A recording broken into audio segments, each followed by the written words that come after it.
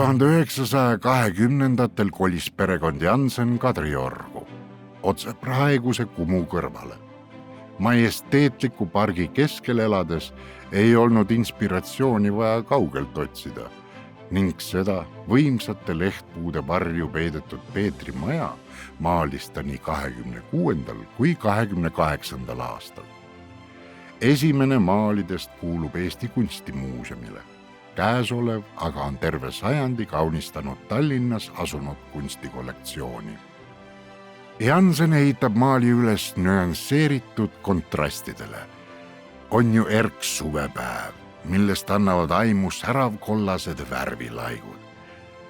Ent pargipuude kaitsvas rüppes tekkivad varjud lasevad esile kerkida tüvede sügaval pruunil ja lehestiku tumerohelisel, mis muudab Janseni maalid nii elavaks ja nauditavaks.